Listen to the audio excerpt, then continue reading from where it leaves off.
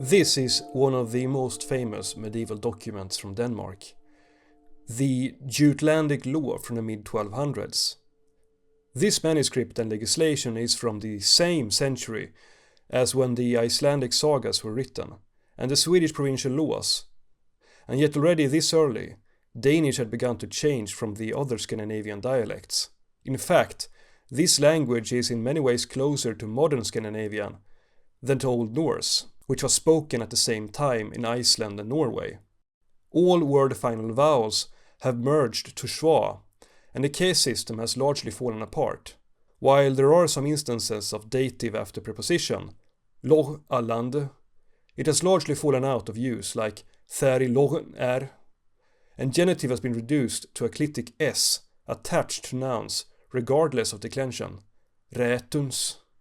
The verb system of this Old Danish was also strongly leveled, with all persons ending with a shared ö in the plural.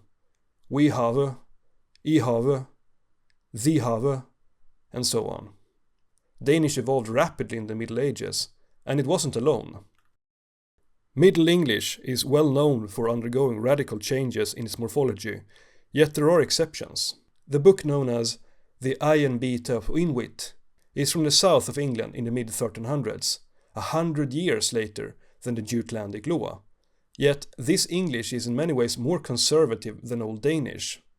We have, for example, dative case forms like med the rede of his weave, zente to the odren, the gode mannes ko kom home to his huse. This English dialect also keeps the three-gender system, with, for example, neuter, that was, that word, masculine, than the priest. Middle English had a lot of dialectal variation, and most of the changes we associate with it happen in the northern dialects, that to some extent differed already in the Old English period, with, for example, different verb endings in the third person, singular, s, loss of final nasals, and so on. Havelock the Dane is from the Midlands.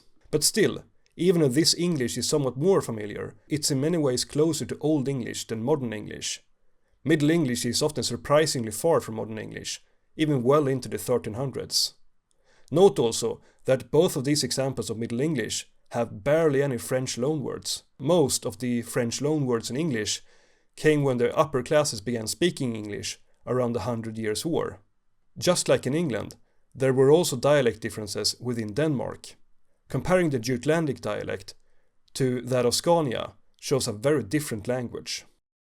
This Scanian dialect is far more conservative and in many ways much closer to Old Swedish, while it does have some Danish traits like sedja, with t turning into d, but it also has many archaisms that you simply won't find in Sealandic or Jutlandic Danish, such as the verb forms like tha william we ei och ei mohum, or case forms like gödra manja etlan och vare rade, and also allium kristnum magnum. So, what language is it then? Is it Old Swedish, Old Danish, or maybe even Old Scanian? First we must define Danish, and these innovations are usually seen as typical for Danish. Merger of unstressed a, I, o to ö, voicing of final intervocalic stops, p to k to b to g, stö instead of a pitch accent, vocalization of r to w or j. But as you can see on the map here, many of these traits go far into Sweden and Norway, and eastern Danish regions, like for example Skåne, Blekinge, Halland and Bornholm, never had stö and vowels merging into ö. The simple answer is that before the standard languages in modern times, there were no clear borders between languages and dialects in Scandinavia.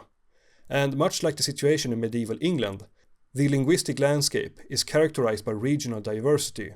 The later standard languages were mostly based on particular regional dialects and politics by their respective kingdoms, and the complex development of English is far from unique.